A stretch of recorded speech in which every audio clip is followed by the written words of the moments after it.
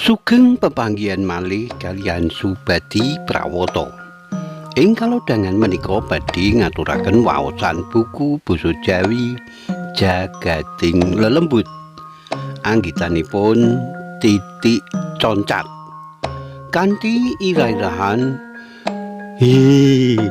gerobak sate iku mlaku dhewe.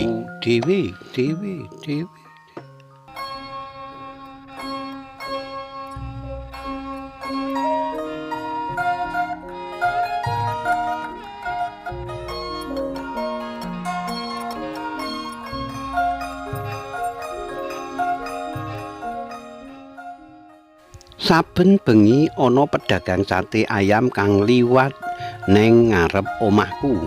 Sebut wae jenenge pedagang sate ayam iku Pak Dulah. Daging sate ayame empuk amarga suwe anggone bakar. Bumbu kacange uga mantep lan enak tenan.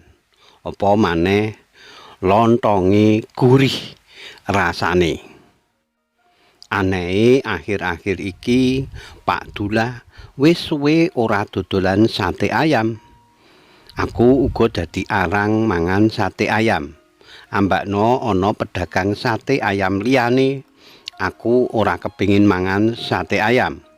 Amarga rasane sate ayame ora seenak sate ayame Pak Dulah.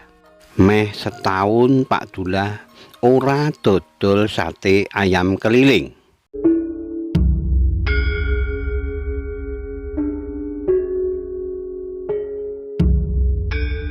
Saben bengi aku isih ngenteni lan ngarep-arep mbok menawa sate ayame Pak Dulah liwat.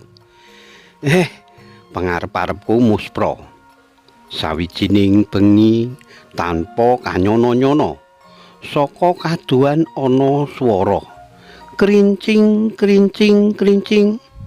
Aku ora melu lan turon neng peturon.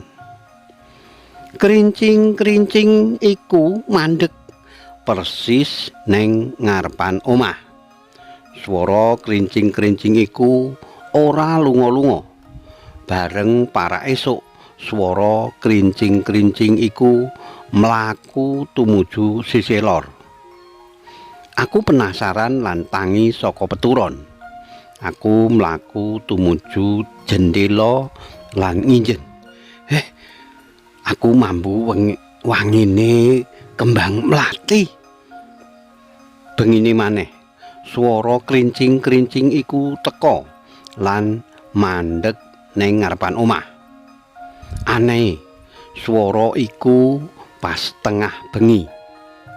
Aku ora melu lan mung turon neng peturon. Swara krincing iku kayane celuk-celuk marang aku. Aku tetep meneng wae lan nalika arep para esuk swara krincing iku mlaku tumuju sisih lor. Tengah bengine maneh swara krincing iku teka lan mandeg ning ngarepan omah. Anehe swara krincing saiki kaya memelas. Aku dadi terenyuh lan tangi saka peturon. Aku banjur mlaku tumuju jendela lan nginjen. Kang ana mung gerobak sate ayam. Kandhaku karo cingak.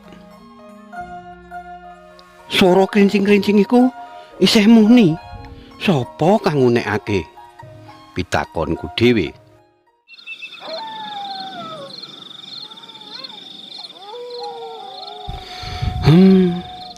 Aku mambu wangine kembang mlati kaya bengi winginane.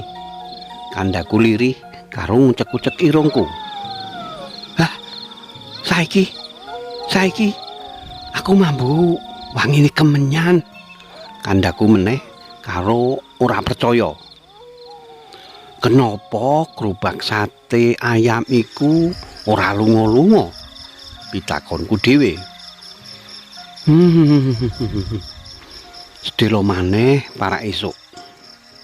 Batinku karo noleh neng angkasa.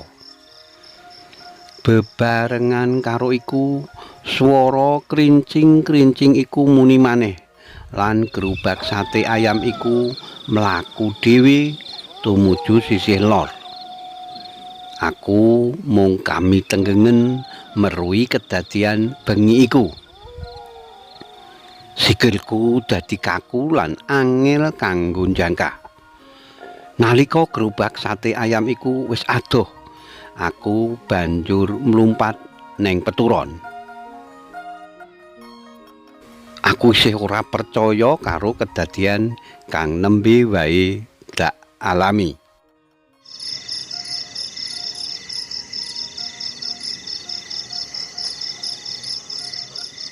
Tengah bengine maneh, aku wis ngenteni swara krincing-krincing iku. Ora let suwe saka kaduan swara krincing-krincing iku keprungu. Aku nginjen saka jendela. Ana gerobak sate ayam kang lumaku lan mandeg neng ngarepan omah. Aku penasaran lan pengin ngerti sanyatane pedagang sate ayame iku. Kayane ora ana sapa-sapa.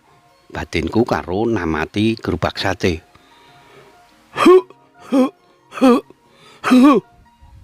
Keprungu swara watuk-watuk. Hah? Sapa iku? Kang watuk-watuk? Pitakonku karo cingak. Krincing-krincing. Sate! Sate! Kayane aku ora pangkling karo swara iku. Kandhaku karo ora percaya. Krincing-krincing-krincing. Sate! Sate! Bener iku suarane Pak Dullah, kandhaku karo Bunga. Sate, tumbas. Pambengokku karo mlayu metu saka sentong. Pak Dullah, satene kalih porsi nggih. Pambengokku maneh karo mlayu tumuju lawang ngarepan. Wah, kula sampun dangu nenggo Pak Dullah. Kandhaku karo buka lawang ngarep lan mlaku tumuju panggonane gerobak satene Pak Dullah. Kados pundi kabaripun Pak Dullah? Pitakonku penasaran. Swara guyune Pak Dullah. Menapa Pak Dullah mantuk teng kampungipun? Pitakonku maneh karo namati.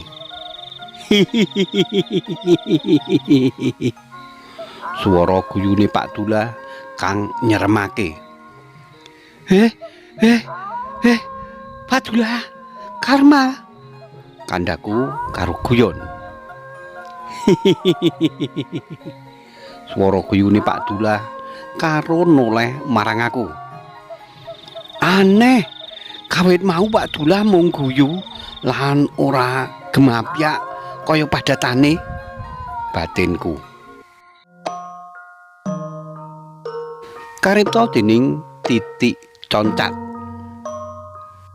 Cariyos menika kapetik saking kalawarti basa Jawa Jaka Lodang nomor 3/8 tanggal 21 Februari 2026 ing Ngayogyakarta.